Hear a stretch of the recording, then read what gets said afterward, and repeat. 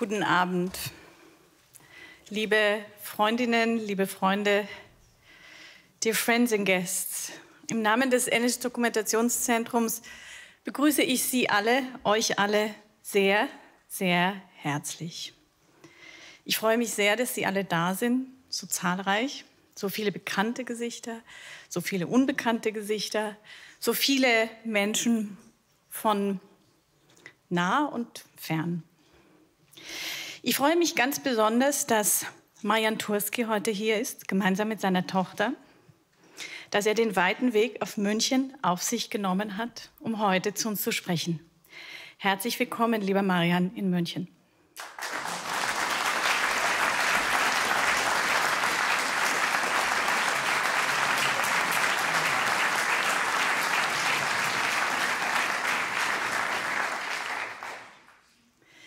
Ich freue mich außerdem sehr, dass Staatsminister Tobias Lindner aus Berlin gekommen ist. Ich begrüße Bürgermeisterin Katrin Habenschaden. Den Kulturreferenten Anton Biebel wollte ich jetzt begrüßen, aber ich habe ihn noch nicht entdeckt. Dafür habe ich einige Stadträtinnen entdeckt, nämlich den Herrn Mentrup und Frau Schönfeld-Knorr. Und möglicherweise habe ich welche vergessen, das tut mir jetzt leid, aber Herrn Spähnle habe ich erspäht. Herzlich willkommen. Ich begrüße außerdem den polnischen Generalkonsul Jan Milkiewicz sowie den ehemaligen polnischen Botschafter in Israel, Herr Koslowski, der glaube ich hier ist. Ich weiß es nicht ganz sicher, aber er ist da. Ja, herzlich willkommen. Ganz besonders begrüße ich das Team des Jüdisch-Historischen Institutes in Warschau, liebe Monika Krawczyk, Direktorin, lieber Piotr Ripsen, Kurator unserer Ausstellung, liebe Katarzyna Persson, und alle anderen, die ebenfalls gekommen sind. Wir freuen uns sehr, dass Sie heute hier mit uns gemeinsam die Ausstellung Wichtiger als unser Leben eröffnen.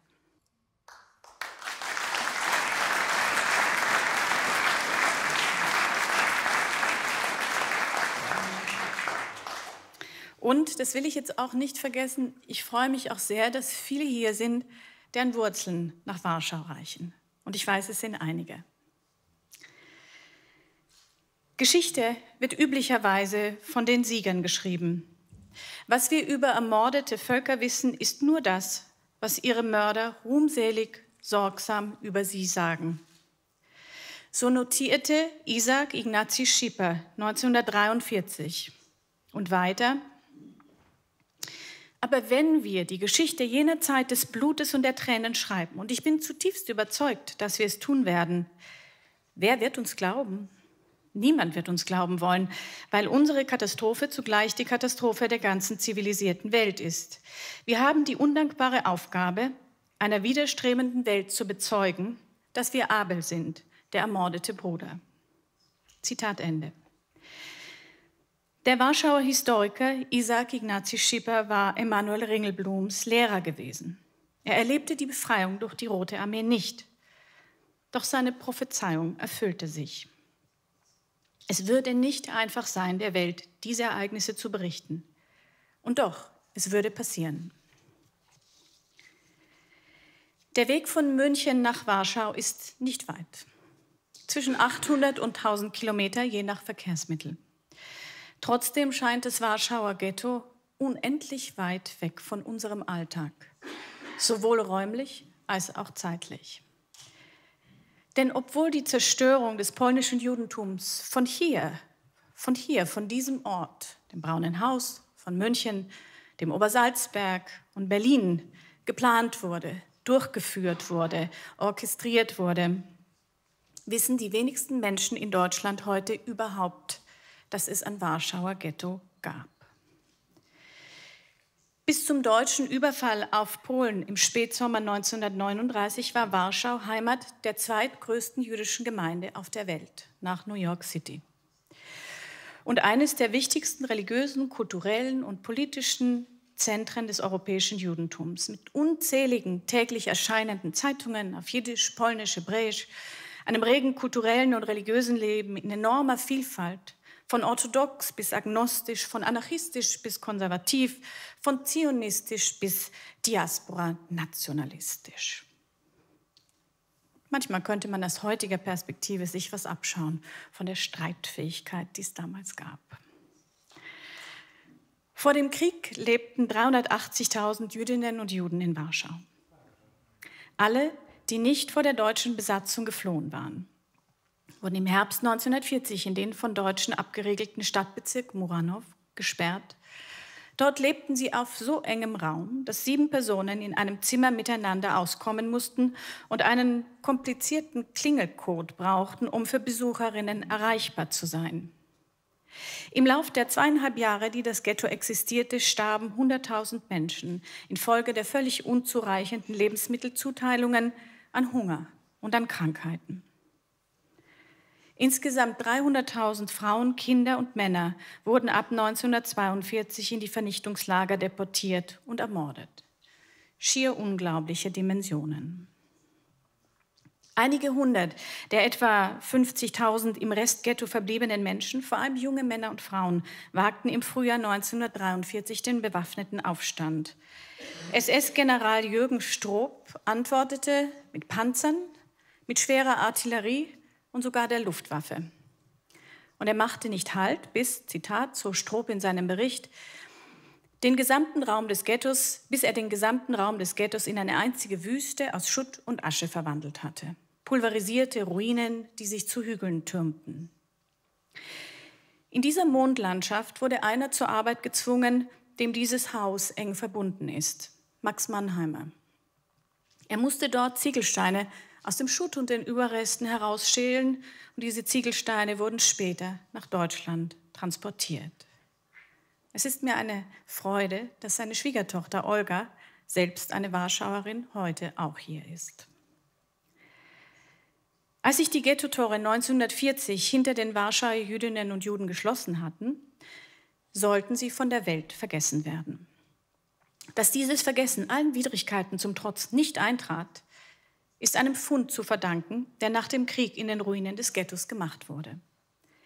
Eine der wenigen Überlebenden des Ghettos, Rachela Auerbach, hatte darauf bestanden, im Schutt und in den Ruinen zu graben und zu suchen.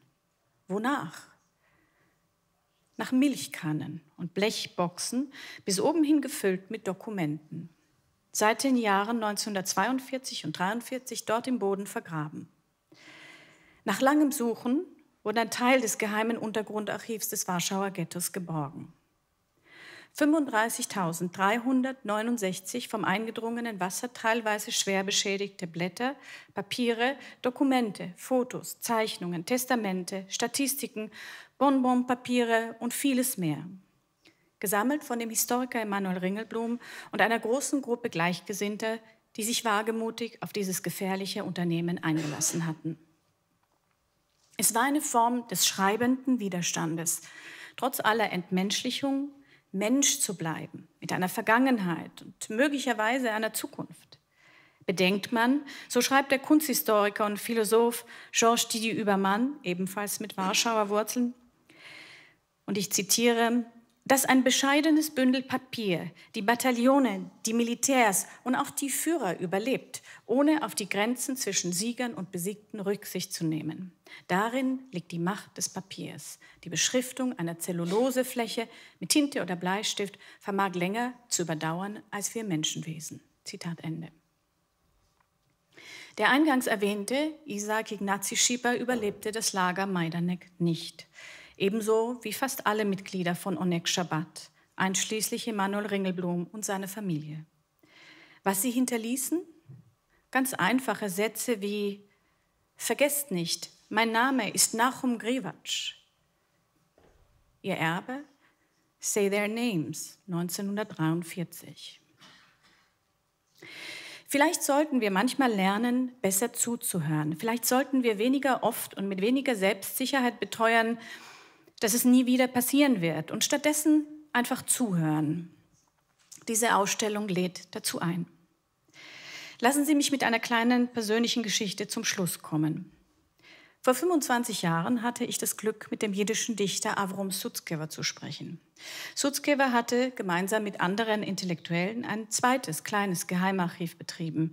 Im Ghetto von Vilnius versteckten sie die Schätze des polnischen Judentums, Bücher und Manuskripte aus dem JIWO, dem Jüdischen Wissenschaftlichen Institut, das sich heute in New York befindet. Als einer der wenigen überlebte Sutzkever und sagte aus in den Nürnberger Prozessen. Als ich ihn Ende der 1990er Jahre in Israel um ein Interview bat, hoffte ich mehr zu erfahren über das Retten der Bücher und der Manuskripte. Doch Avrom Sutzkever war enttäuscht. Der jiddische Dante wollte mit mir über seine Gedichte sprechen, nicht über seine Geschichte. Gedichte, die er im Ghetto und danach geschrieben hatte. Denn das war seine Art des Erzählens, das war sein Erbe. Unter anderem hatte er ein Gedicht geschrieben über das geheime Projekt des Sammelns mit dem Titel Weizenkörner oder auf Jiddisch Kernlach Weiz. Auch in unseren Wäldern geht das Licht seinen Lauf und zu guter Stunde blüht Vergrabenes wieder auf. Wie es uraltem Weizen wieder zu blühen gelang, also gehören die Wörter dem Volk bei seinem ewigen Klang. Efter wellen euch die Wörter, der warten sich, wenn auf dem Licht, wellen in Scheuen, Bascherter, zerblieben sich Gericht. Und wie der uralte Kern, wo's hat sich verwandelt in Sang, wellen die Wörter euch nähren, wellen die Wörter gehören dem Volk in seinen ewigen Klang. Dass heute und ausgerechnet in München Vergrabenes wieder aufblühen kann, ist vielen Menschen zu verdanken. Mein besonders herzlicher Dank gilt dem Jüdischen Historischen Institut Emanuel Ringelblum in Warschau, seiner Direktorin Monika Krawczyk und allen MitarbeiterInnen sowie dem vor kurzem verstorbenen ehemaligen Direktor Pavel Spivak, Zichrono Levracha, unter dessen Leitung diese Kooperation ihren Anfang nahm. Ich danke weiters der Association of the Jewish Historical Institute of Poland, vertreten durch ihren Präsidenten Piotr Wislicki. Leider kann er heute nicht hier sein, aber wir senden sehr herzliche Grüße nach Warschau.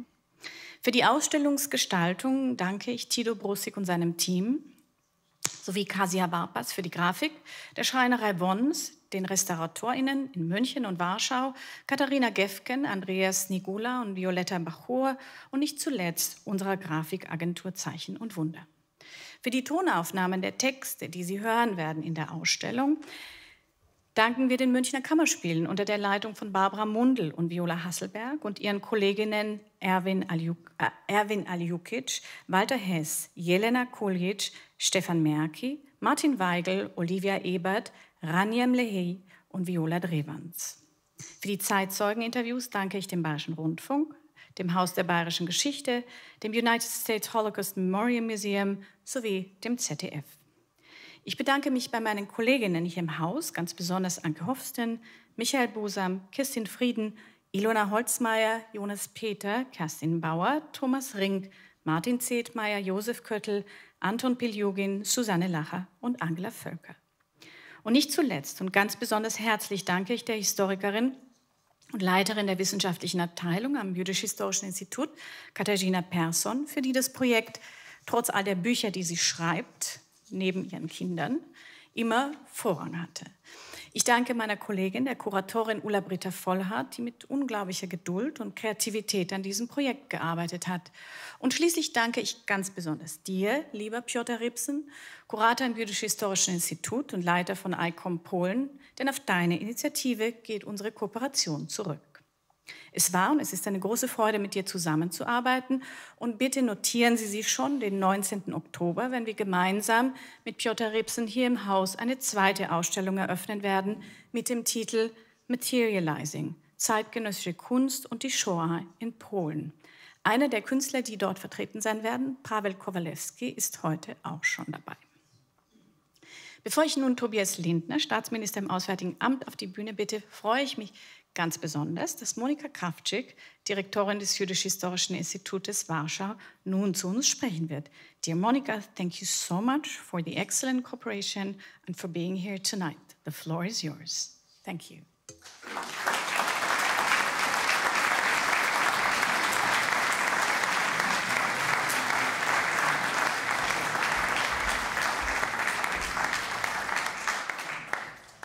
Ladies and gentlemen, grüß Gott I dobry wieczór.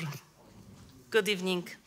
I will address you in English, so if somebody doesn't understand, please use your translation equipment. And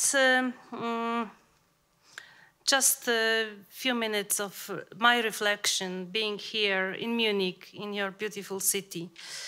I would like to thank really from the bottom of my heart to NS-Dokumentationszentrum here in Munich for this special event and organizing in this deep cooperation our exhibition. And I really appreciate, dear Director Mirjam Zadov, your encouragement and courageous approach to this exhibition, which is unique, and it really requires a lot of experience and expertise. I would like to thank the city of Munich, who is supporting the NS-Doku, and also to recognize the good cooperation which we have in the,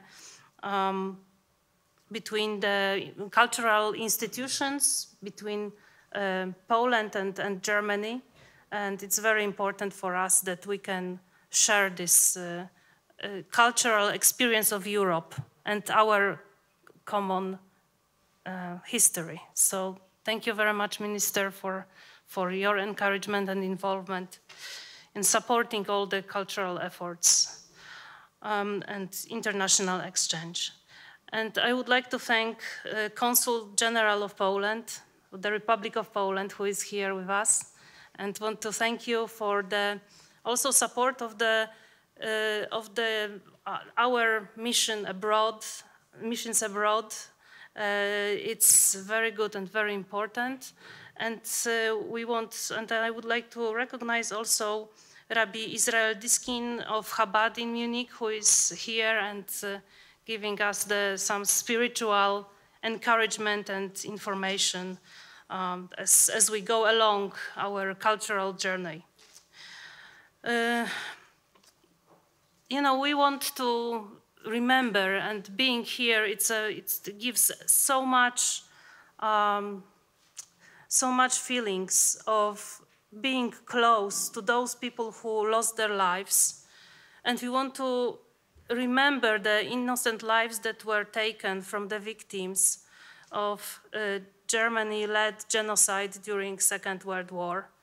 And I know it's not easy to speak in Munich, right in the shadow of the brown houses and everything what was happening here. And we can only imagine how much administrative and intellectual effort was put into devising the plan to attack Poland, attack other countries in Europe, to subdue Europe, to make so many miserable situations, to make so many orphans, to damage culture, to exploit people, both in terms of property, but also with their health, with their lives.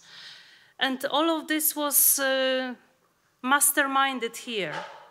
So it gives us, coming from Warsaw, from Poland, this very deep feeling of reflection. And we really want to honor Polish citizens, both Jews and Poles and other nationalities who suffered during Second World War. Now the exhibition that we brought to you is presenting a very strong voice and civilian resistance of people who lost everything, who lost their jobs. The collaborators of Emanuel Ringelblum were intellectuals. They used to work before the war in schools, in other important administrative institutions. They were writers, they were journalists, they were teachers. And suddenly from one day to another, their life was shattered, their jobs ceased to exist.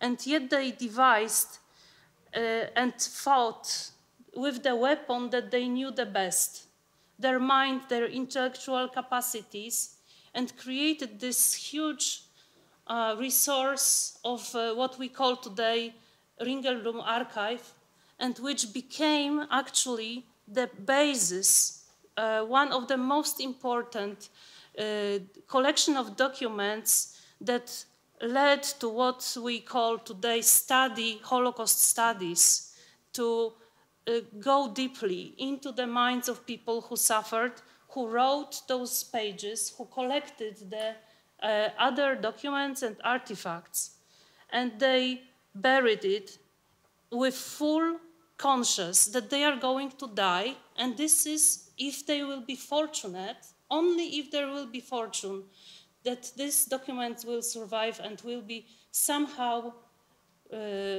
unearthed, rediscovered after the war. From 70 people who were involved in collecting those documents, we know of about 38 names. From those names that we know, only 3 survived the war, and only 1 knew where the archive was hidden. But he didn't know precise location of the building that was under the address of Nowolipki Street, number 68. It was a big school. So it took a lot of effort to find it, and you will see it in our exhibition. You will see how there was a quest after the war of Rachela Auerbach, one of the survivors. She said, we must find it. There is no way that this should be, this effort that was put by so many people should not be discovered, that our voice will not be heard, the voice of the murdered.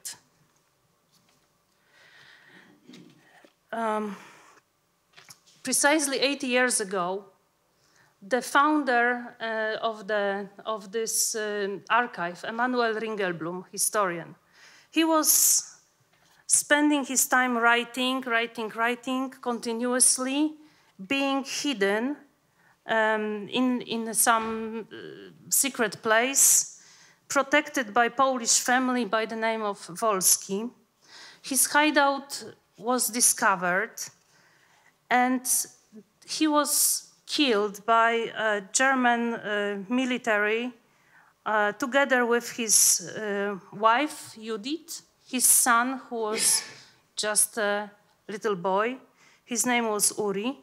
38 other people who were hiding in the same place, and the Polish family of Wolski who were trying to help them. So should we say that presenting this exhibition brings some moral victory of the group that had a code name Oneg Shabbat? I'm sure that they would prefer to survive and to live. I'm sure that they would like to see their grandchildren. But they said themselves that the archive that they are hiding and they are creating, and they collected over 35,000 pages of documentation of various kinds, that this archive is more important than life. So let's have it on mind when we go and look on those pages, written by dear mothers to their sons, fathers to their grandchildren, to their sons, to daughters. And let's remember that this so much courage is needed at the times of crisis. And if we know that there is crisis and the humanitarian need, we must be there, because this is the message that helps survive the whole story. And that's why we are here. And thank you very much for being here. And I would like to thank again the staff of the Jewish Historical Institute in Warsaw and the NS and staff of NS-Dokumentationszentrum and Polish Ministry of Culture, who is helping us to preserve and present this precious treasure that we brought for you to see. And I hope you will, hard to say enjoy the exhibition, but it will give you a lot of knowledge and thoughts that you have not experienced yet. Thank you.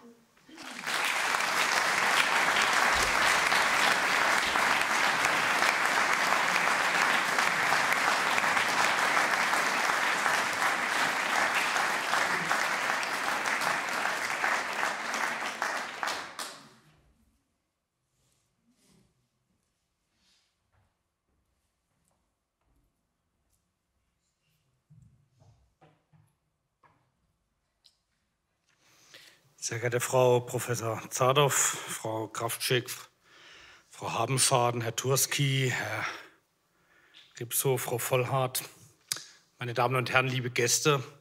Es ist ja bereits gesagt worden, ich bin heute aus Berlin nach München gereist, aber ich möchte meine Gedanken gerade auch an diejenigen richten, die nicht aus Deutschland zu uns gekommen sind und heute Abend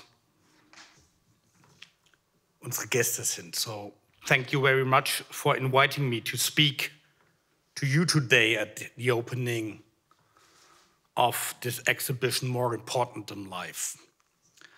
More Important Than Life, that is an apt description of the many testimonies, essays, reports and documents, as well as objects of everyday life, such as postcards, notices and tickets, which the historian Emanuel Ringelblum and his friends and colleagues in the Warschauer Ghetto secretly recorded, documented, collected and concealed, thus preventing and preserving them for future generations, for us all.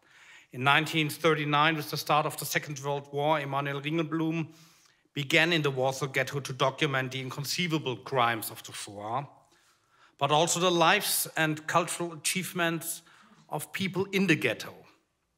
We just heard that the secret archive was called Onek Shabbat, the joy of Sabbath, because Emanuel Ringelblum and his colleagues and supporters met in secret on Saturday afternoons to document the testimonies of Jews who had come to the ghetto to record what was happening in the Warsaw Ghetto and to collect documents about the crimes committed before their eyes on a daily basis. In the face of the terrible conditions in the Warsaw Ghetto and in the face of the horrendous crimes, this group managed to create and to preserve a unique archive. This archive, known today as the Ringelblum-Archiv, is the most comprehensive and most valuable source of information about the Jews in Warsaw during the occupation by Nazi Germany. Most of those involved were murdered in the Holocaust or in the resistance against the Nazis. Emanuel Ringelblum, his wife Judita, and his young son Uri didn't survive either. Ringelblum and his family were murdered in Warsaw in 1944. But they are not forgotten. The Ringelblum Archive not only documents the crimes of the Holocaust, but also reminds us through their records and testimonies of the people who became the victims of the Holocaust, of the fates of many. Distinguished guests, ladies and gentlemen, with great attention to detail and great courage, the collective around Emanuel Ringelblum secured evidence which documented the Holocaust as an incomparable crime against humanity. This exhibition presents us with a unique testament of resistance, of self-empowerment. Everyone who has made this exceptional exhibition possible deserves our special thanks. The Emanuel Ringelblum Archive was inscribed on the UNESCO's memory of the World Register in 1999.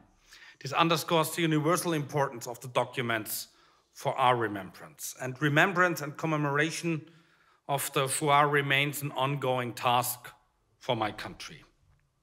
Our country recognizes its historical responsibility for the millions of victims of the Shoah, the Second World War, and German occupation.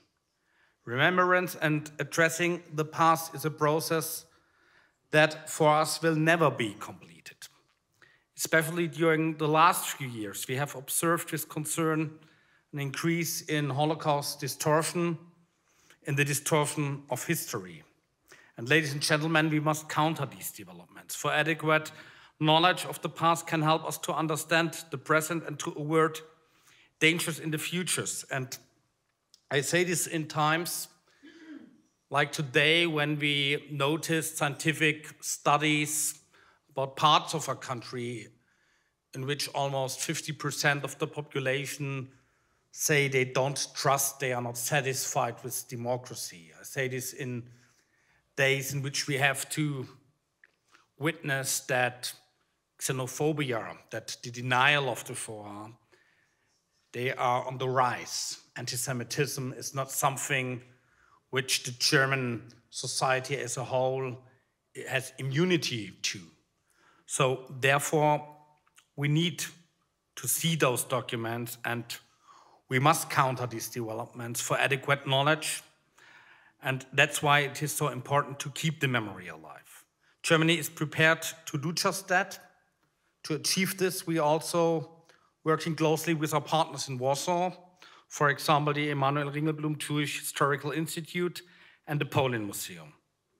What's more, Germany supports the memorials at the sites of the former German extermination camps, such as the Auschwitz-Birkenau Foundation, as well as remembrance work in other places around Poland, for instance, Sobibor Memorial.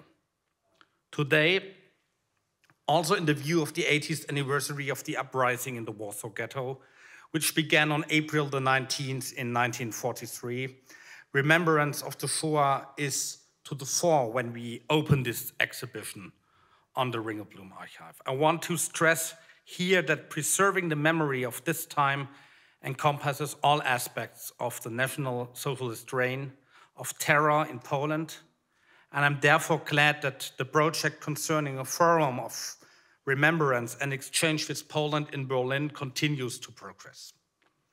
It is incredibly important for this remembrance to hear the voices of survivors, for example, in direct encounters, such as with you, Mr. Marian Turski, who I'm delighted to say is with us today. Mr. Turski, I'd like to take this opportunity to offer you my heartfelt congratulations on your 97th birthday, which was the day before yesterday.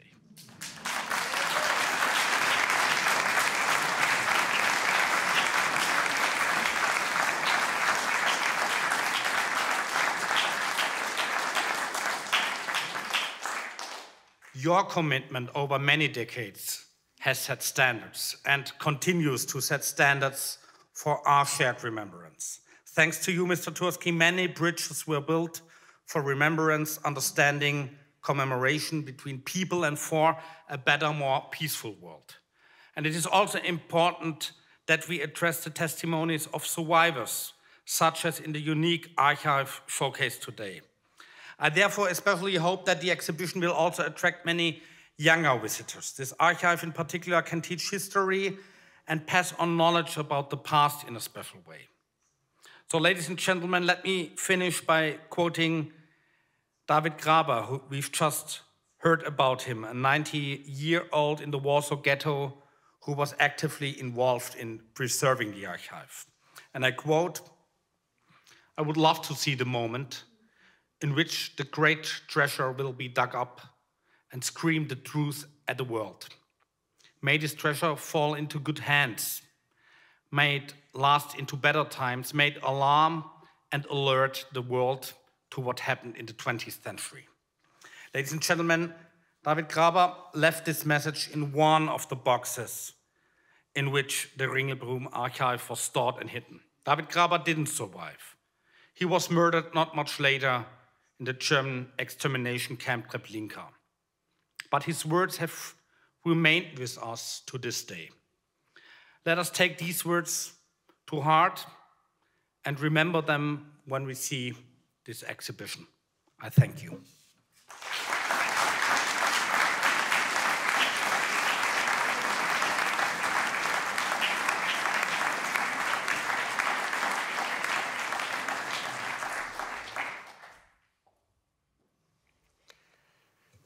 Sehr geehrte, hochgeschätzte Frau Dr. Sadow, liebe Monika Kraftschick, thank you very much for your really very touching words. Sehr geehrter Herr Staatsminister, lieber Tobias Lindner, lieber Marian Turski, lieber Piotr Rybson, liebe Ulla-Britta Vollhardt als Kurator und Kuratorin. Ich freue mich wirklich sehr, heute anlässlich genau dieser Ausstellungseröffnung von Wichtiger als unser Leben, das Untergrundarchiv des Warschauer Ghettos, in Vertretung der Stadtspitze unseres Oberbürgermeisters zu Ihnen allen sprechen zu dürfen. Auch mich berührt es sehr, zu sehen, wie viele Menschen gekommen sind. Und ich freue mich aber ganz besonders, dass wir heute so viele Menschen aus Polen begrüßen dürfen. Ihnen allen, auch wenn ich es nicht auf Polnisch kann, ein ganz herzliches Willkommen bei uns in München. Zum Glück gibt es Sie.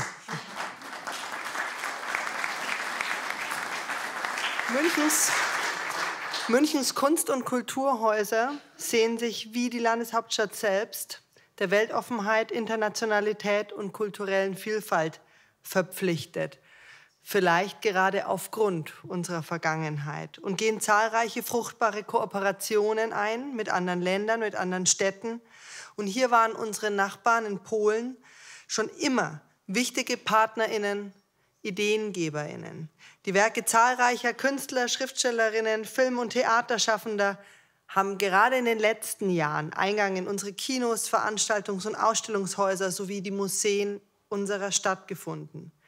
Erst im letzten Jahr, vielleicht hat es der eine oder die andere von Ihnen gesehen, zeigte beispielsweise die Hypo-Kunsthalle eine ganz große Ausstellung, eine tolle Ausstellung zu polnischen KünstlerInnen um 1900. Und in diesem Jahr, genau, Frau Dr. Sadow hat es schon erwähnt, wird auch das NS-Doku-Zentrum zeitgenössische polnische Kunst ausstellen, die sich mit der Shoah beschäftigt. Materializing heißt diese Ausstellung. Sie wird eng mit der heute zu eröffnenden Ausstellung Wichtiger als unser Leben verknüpft sein. Und ich hoffe, wir sehen uns da alle wieder. Für die Arbeit des NS-Doku-Zentrums ist Polen ein ganz wichtiger Referenzpunkt, natürlich. Polen war das erste Opfer des deutschen Angriffskriegs. Die deutschen Nationalsozialistinnen und Sozialisten haben der polnischen Bevölkerung größtes Leid zugefügt. Sie waren es, die in Warschau, diesem einstigen Zentrum des europäischen Judentums, ein Ghetto errichtet haben, eine unmenschliche Zwischenstation für die jüdische Bevölkerung, die im nächsten Schritt nach Osten umgesiedelt werden sollte, wie es in der damaligen deutschen Amtssprache hieß. Dieses Umsiedeln, wir wissen das natürlich, bedeutete de facto nichts anderes als den sicheren Tod im Vernichtungslager Treblinka. Und dass sich im Angesicht größter Lebensgefahr Jüdinnen und Juden des Warschauer Ghettos in der Onek-Shabbat-Gruppe zusammengeschlossen haben, eine Sammlung ihrer jüdischen Kultur, Identität und natürlich zunehmend unter dem Eindruck der Shoah auch ihrer Vernichtung anlegten und diese dann unter widrigsten Umständen versteckten. Das ist für mich so mutig und heldenhaft wie unvorstellbar. Es ist für mich ein ultimativer Akt zivilen Widerstands gegen die deutschen Besatzer, ein Mut zum Widerstand, genau, der viel, viel größer war als das eigene Leben. Diese Ausstellung, Wichtiger als unser Leben, das Untergrundarchiv des Warschauer Ghettos, kommt genau zur richtigen Zeit. In diesem Jahr, in 2023, erinnert uns der Rückblick auf die Schicksalsjahre 23, 33, an die Umbrüche und notwendigerweise auch an die Fragilität der Demokratie. In Polens Nachbarland, der Ukraine, führt Russland einen furchtbaren Krieg, der auch ein Krieg gegen alle demokratischen Werte ist. In Polen selbst steht die Erinnerungskultur immer wieder auch unter politischem Druck. Wie wichtig ist da unser europäischer Zusammenhalt, die Kooperation, die Unterstützung europäischer Kultureinrichtungen, die Erinnerung an die gemeinsame, wenn auch schmerzhafteste Vergangenheit und das gegenseitige Vertrauen, mühevoll wieder aufgebaut. Vertrauen gehörte auch dazu, sich darauf einzulassen.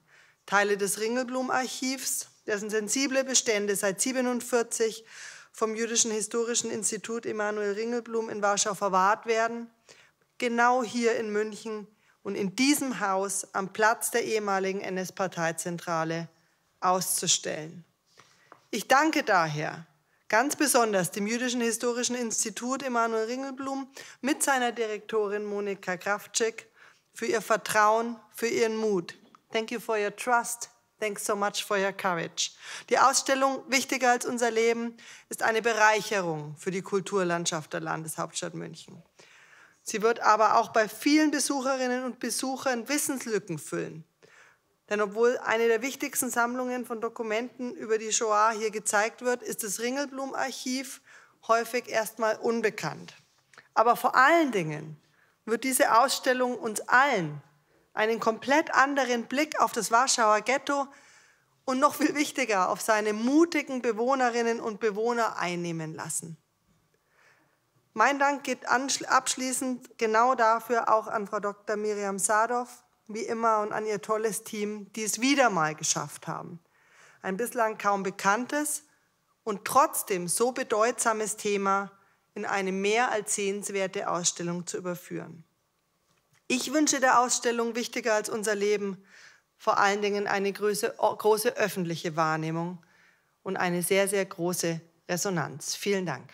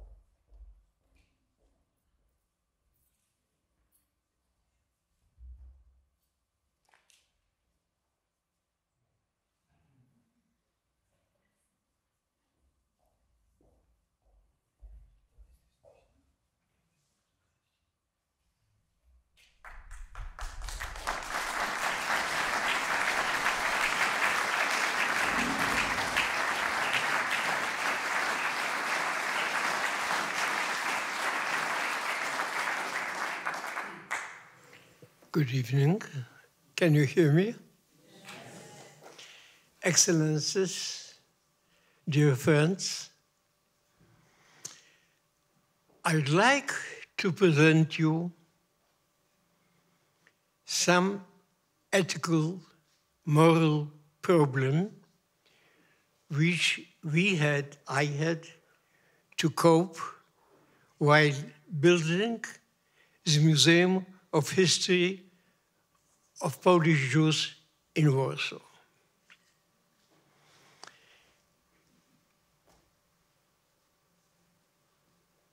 To those who don't know, the Museum Polin in Warsaw is composed out of 8 galleries, which means 8 historical periods.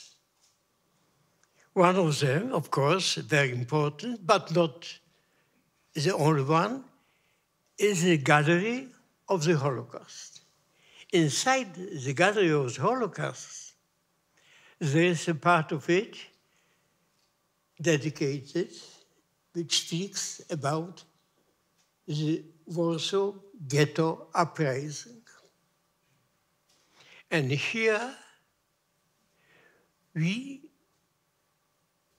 those who visited the museum know it, that we decided to put it in so-called Jürgen Stroop's report, Bericht von Jürgen Stroop. Jürgen Stroop, just to remember, was the General der Polizei, UNSS, the commander of the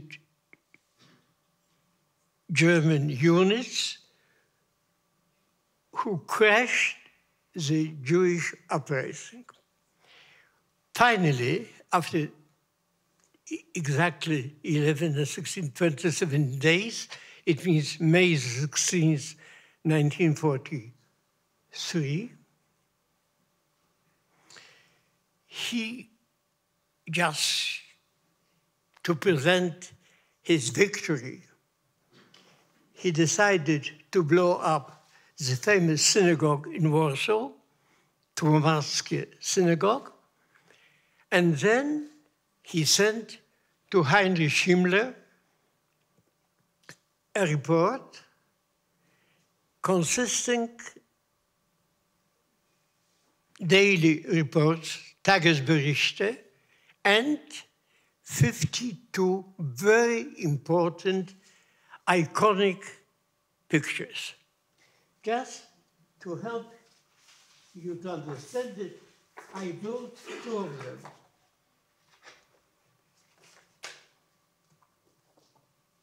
This is one of them.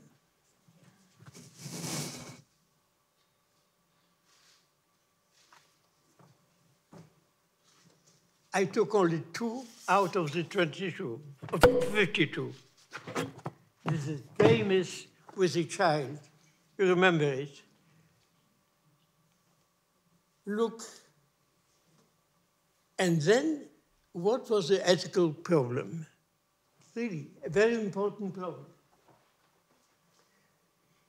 Should we use German Nazi documentation? Because as you see, they are mocking at us. They are humbling us. They are degrading us. On the other hand, you see the Germans, so I would say excessive pride. It is a very mild, it is a conceit, it is a hubris vis-à-vis our humiliation. Should we use it or not? A very important moral problem for us. By the way, just recently we opened in Warsaw, unveiled in Warsaw, a very important and a very touching temporary exhibition to commemorate the 80th anniversary of the Jewish uprising. And the curator of it, one of the best Holocaust researchers in the world, Professor Barbara Engelking, she decided not to use German documents. She is based only on Jewish documents. However, in general, we had the problem. Should we avoid it? Should we? No, we couldn't, because still they give us some view which you couldn't get done by amateurs, done without professional objectives and so on. So in spite of it, when we had to decide, I will tell you which argument I use to put it. May I ask you a question? Who of you visited Rome? Okay, 1/3. Those who visited Rome probably visited the Forum Romanum, correct? If you visited Forum Romanum, you visit as well one of the two important arches, Arch of Titus. And part of it is, one relief of it speaks about his victory over the Jews. I brought you part of it. Here you have, this is this. Also here, the Jews are humiliated. But look, if not this relief, we wouldn't know how watch the candle holder, the menorah of those days. Today is a symbol of Israel.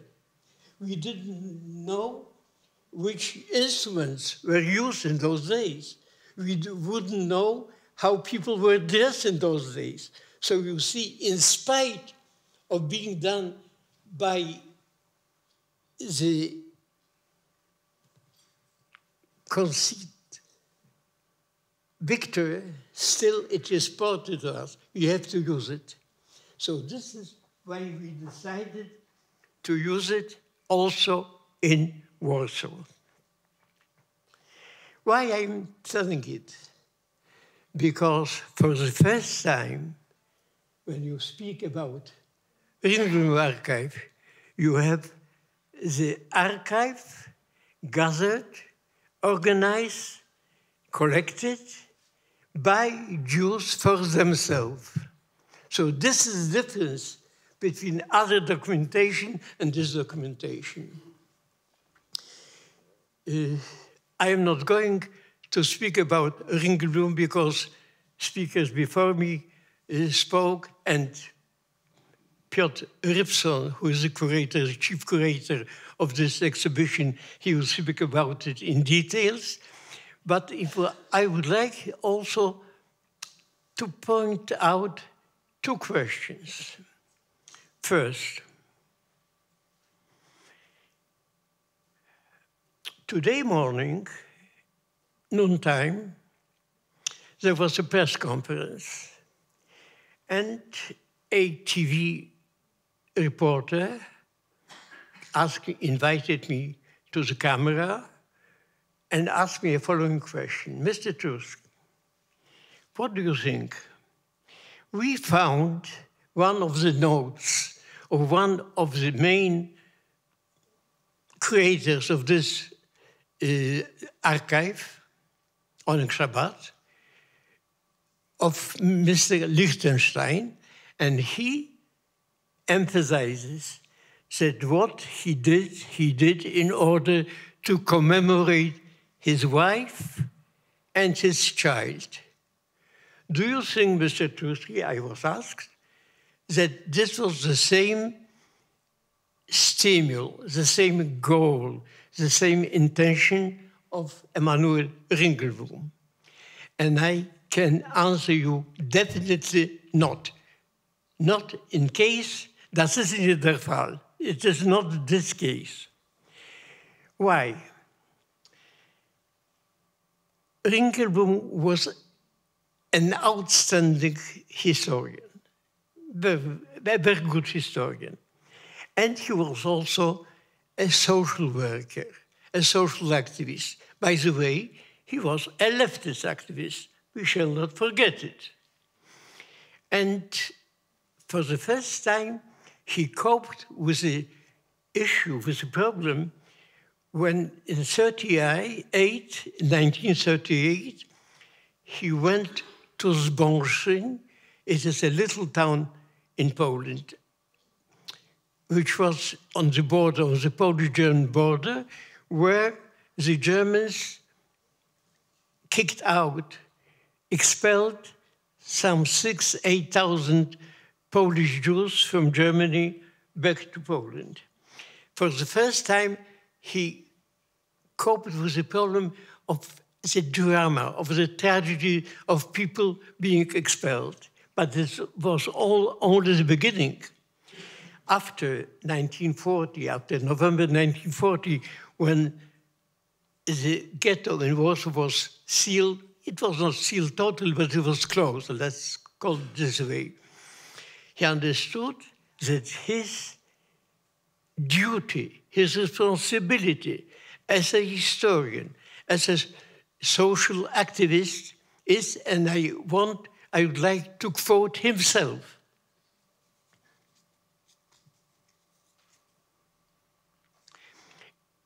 I'm quoting, "It was important that future historians have available to them accurate records of the events that were taking place."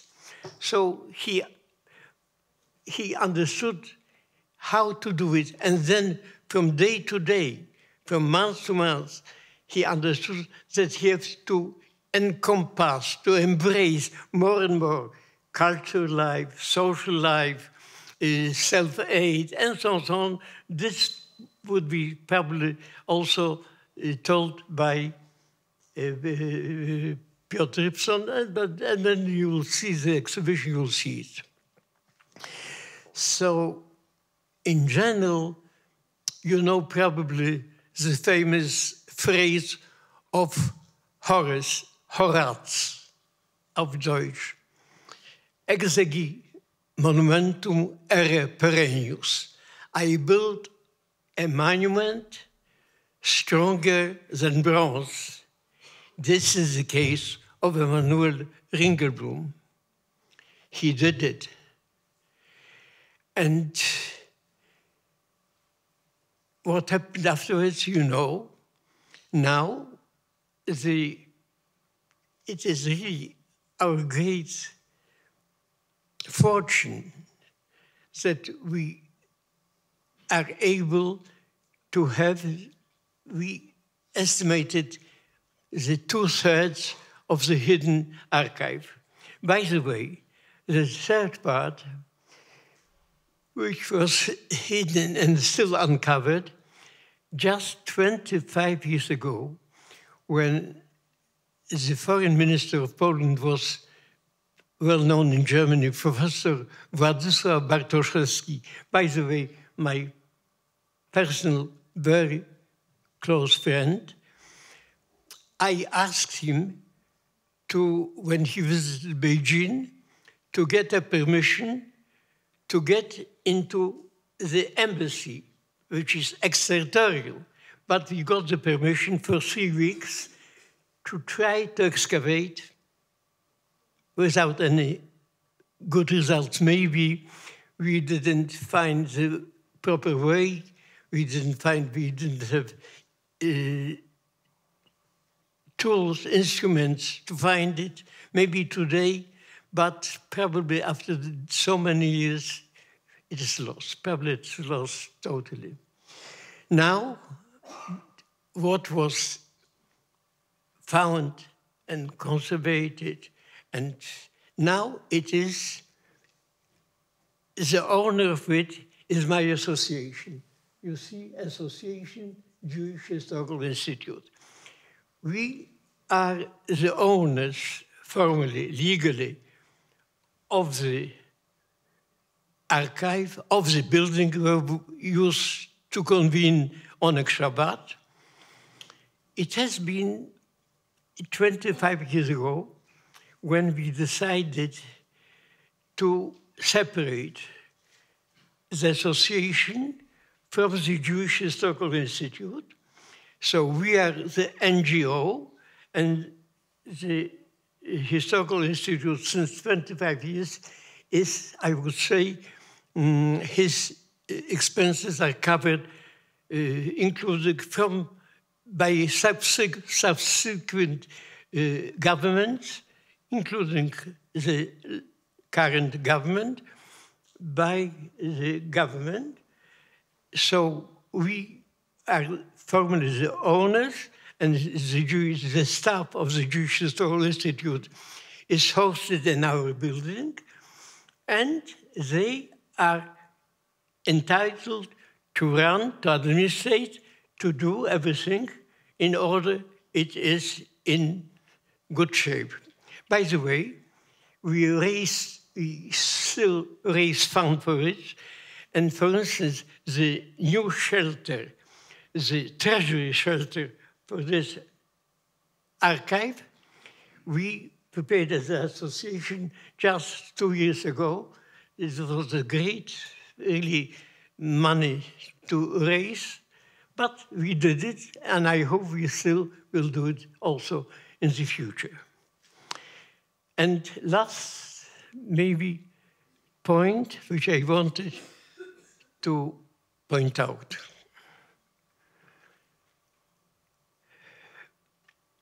It is only 2 months ago when we commemorated the 80th anniversary of the Warschauer Ghetto uprising. There are two phases of the resistance, two phases. One, which is, and this is justified, which is better known, and this is usually praised. I would call it the Jewish Thermopyle, die Thermopylen. Because like Masada, like Thermopylen, this was a decision of a small group of young people to dedicate their life in an armed resistance battle. But if we take into consideration that since 2000 years, it was, the main goal was to have a prolongation, a continuation of Jewish life, of Jewish tradition. So it was very important, the civilian resistance. And this is also depicted in our temporary exhibition in Warsaw nowadays, very touching. And this is the second phase of the Jewish resistance. And so when you will visit it, when you see it, think about those just simple people, people who wanted to thwart the German plans. What were their plans? To kill us, to murder us, annihilate us. If they survived, it is a victory over Hitler, over Nazism, and this is a good sign for the future. Thank you.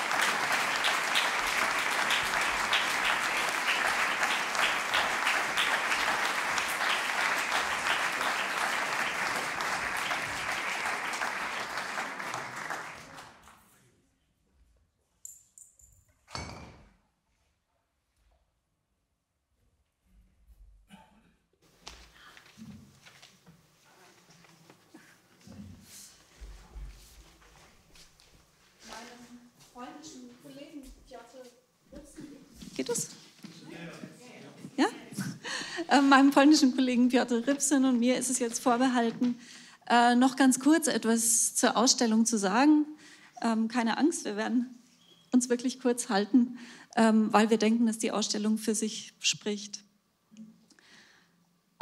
Ich erinnere mich noch gut an unsere erste Reise nach Warschau, als wir die KollegInnen im Jüdischen Historischen Institut besuchten, um die Ausstellung vorzubereiten, an das beklemmende Gefühl, das mich als Deutsche erfasst hat angesichts der heute noch so offensichtlichen und spürbaren Wunden und Narben, die aus der deutschen Besatzungs- und Vernichtungspolitik des Zweiten Weltkriegs resultieren. Ich erinnere mich an den Stadtteil Muranów, nach 1945 neu erstanden auf den Trümmern des Ghettos. Heute eine der, wenn man es weiß, gespenstisch anmutende Idylle mit hohen Bäumen und lockerer Bebauung. Und ich erinnere mich an den ersten Besuch im Archiv des Instituts, der ersten Begegnung mit den fragilen Dokumenten des Ringelblum-Archivs. Und nun steht sie fertig da, die Ausstellung. Nach Gegenbesuchen, zahlreichen Online-Meetings und gefühlten Tausenden von E-Mails, die in den letzten Monaten zwischen Warschau und München hin und her gingen. Es war nicht immer leicht, über Sprach- und Ländergrenzen hinweg miteinander zu kommunizieren, aber die Zusammenarbeit war immer eine sehr gute und fruchtbare. It was a pleasure to work with you, Piotr and Kasia. Wie Sie bereits in den vielen Vorreden gehört haben, schöpft die Ausstellung ganz aus dem Ringelblum-Archiv, aus den Dokumenten des Ringelblum-Archives. Sie lässt die Dokumente sprechen und lädt dazu ein, sich einzulassen auf diejenigen, die hinter diesen Dokumenten stehen und die durch das Archiv repräsentiert werden. Die jüdische Bevölkerung Polens und darüber hinaus die jüdische Bevölkerung Warschaus, die Bewohnerinnen und Bewohner des Ghettos. Neben einer Vielzahl an Reproduktionen aus dem Archiv zeigen wir auch gut 2 Handvoll an Originalen, an wertvollen, wie ich schon sagte, fragilen Originalen, die eine ganz besondere Aura ausstrahlen. Sie werden es nachher sehen, wenn Sie in die Ausstellung gehen. Wie stellt man aber ein Archiv aus? It's your turn. Thank you.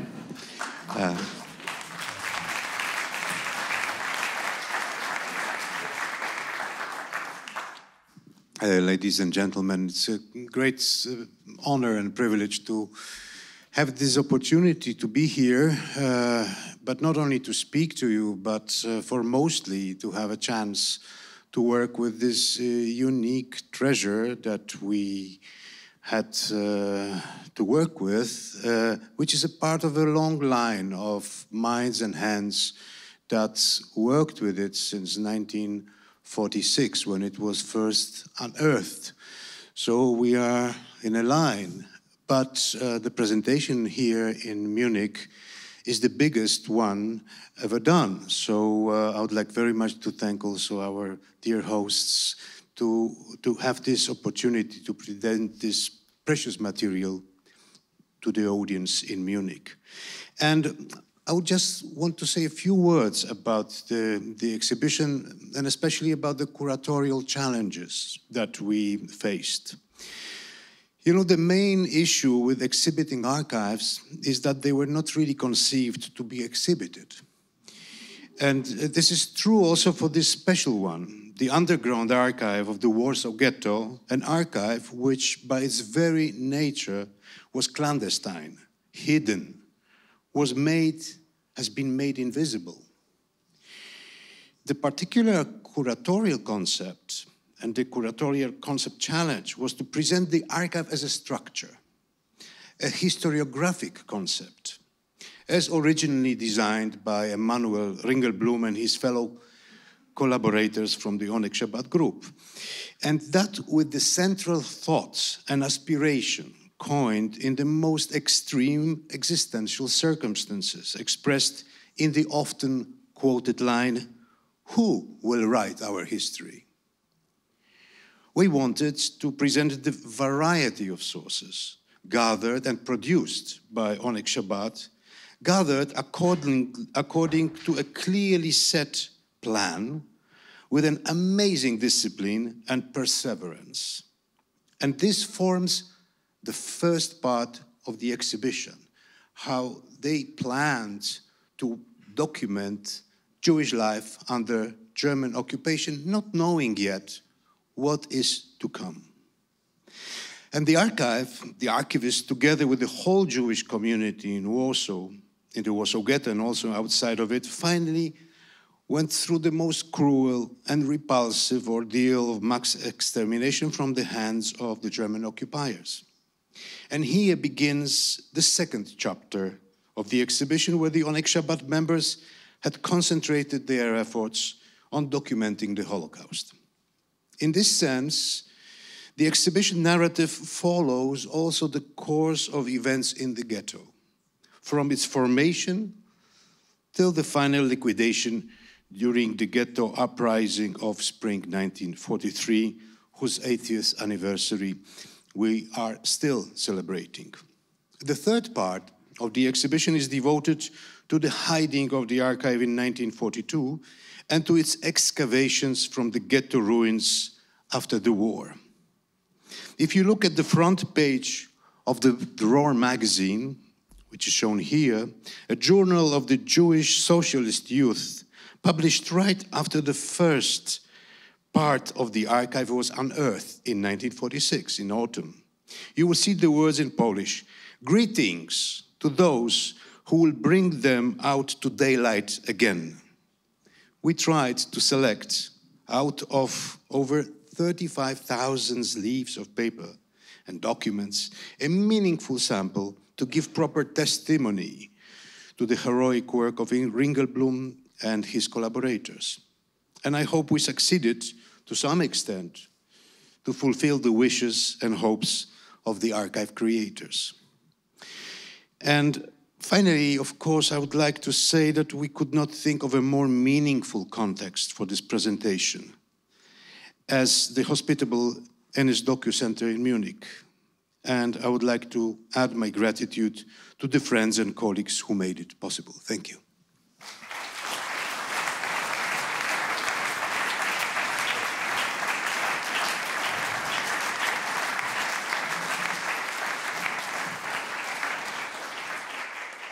I'm afraid it's not the end yet.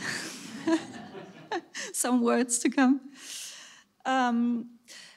Sie werden, wenn Sie in die Ausstellung gehen, nicht nur Dokumente sehen, Sie werden auch die Gelegenheit haben, Stimmen zu hören. Den Zeugnissen aus dem Archiv wird eine zusätzliche Bedeutung verliehen, eben durch jene Hörstücke, die wir den Originalen zugeordnet haben. Das sind zeitgenössische Zitate aus Tagebüchern, Briefen, Abhandlungen, Schulaufsätzen, Augenzeugenberichten und so weiter, die im Ghetto entstanden sind. Eingesprochen eben, wir haben es am Anfang schon gehört, von SchauspielerInnen der Münchner Kammerspiele. Und ich lade Sie ein, nehmen Sie es wahr, nehmen Sie die Hörmuscheln in die Hand.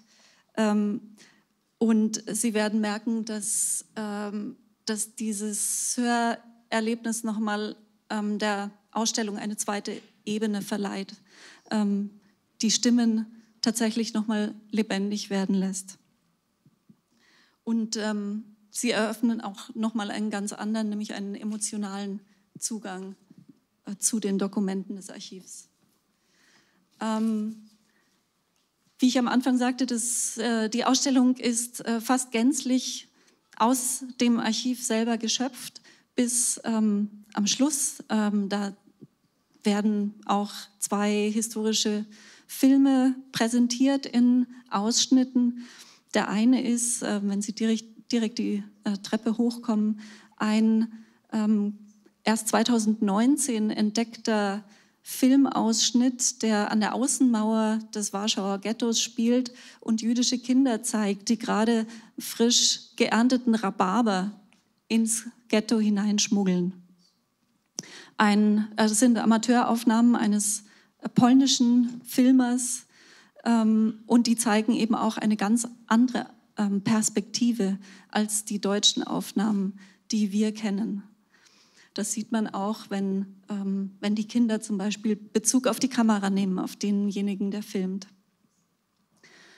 Sie finden einen anderen Film, der das zerstörte Ghetto zeigt und der die Wiederauffindung des ersten Teils des Archivs zeigt und zusätzlich noch einige Zeitzeugen-Interviews von Überlebenden des Warschauer Ghettos. Verweisen möchte ich zu guter Letzt auch noch auf den Katalog, den es zur Ausstellung geben wird. Leider liegt er noch nicht vor, aber Sie können sich vormerken lassen. Er wird bei Wallstein erscheinen und verschiedene Texte haben Auszüge aus dem Essay Zerstoben von George Didi Übermann, der schon genannt wurde, und Abhandlungen über spezielle Aspekte des Ghettos wie Gerüchtekulturen, fotografische Repräsentationen oder die Situationen von Frauen im Ghetto von Katarzyna Persson, Amos Goldberg und Andrea Löw. Und ehe wir Sie jetzt dann in die Ausstellung entlassen, möchte ich noch ganz kurz etwas zur Musik sagen. Hervorragend auf die Bühne gebracht von dem Quintette de Bavière. Vielen, vielen Dank dafür. Es handelt sich um Jazzstücke aus den 20er und 30er Jahren, die mit großer Wahrscheinlichkeit auch im Ghetto zu Gehör gebracht worden sind. Und in diesem Zusammenhang möchte ich ganz zum Schluss noch einen Zeitzeugen zum Sprechen bringen. Seine Rosenblum, der als Kind ins Warschauer Ghetto kam mit 7 Jahren. Vor einem halben Jahr ist er hier in München gestorben. Er berichtet, und auch dieses Interview ist am Ende der Ausstellung auf einem Tablet zu sehen. Er berichtet: Wir kommen in das Ghetto rein. Es ist etwas Unglaubliches. Die Masse der Menschen. Sie sind auf irgendeine Weise entwurzelt. Niemand hat eine Beschäftigung wie in einer normalen Stadt. Da war plötzlich alles auf der Straße, ein Tohuwabohu und abgemagert, schlecht gekleidet. Der Vater führt mich an der Hand. Alle paar Meter liegen Tote auf der Straße, zugedeckt mit Zeitungspapier. Keiner kümmert sich. Der entsetzliche Gestank dieser mit Zeitungspapier bedeckten Leichen, ein Albtraum baut sich da auf. Denn man sieht, wie die Leute nach etwas jagen, was sie nicht bekommen werden. Wahrscheinlich geht es ums nackte Überleben, eine Schale Suppe oder so. Aber dann sehen wir auch totgeweihte Kinder, die betteln und schreien. Sie liegen auf der Straße, ohne Eltern, ohne gar nichts. Das Verwirrende für mich als kleinen Provinzjungen ist dies: Dieses unglaubliche Horrorszenario wird musikalisch einfach untermalt. Zahllose Musikanten spielen um ihr Überleben. An jeder Ecke spielten Musiker um die Wette. Ich erinnere mich, sie spielten diesen Evergreen, der damals schon in Amerika aufkam. Immer wieder spielten sie: Bei mir bist du Shane. In meinem kindlichen Kopf passte das einfach nicht zusammen. Da die Musik, da der Horror, die sterbenden Leute. Wir haben noch ein Stück von Quintette de Bavière und dann geht's in die Ausstellung.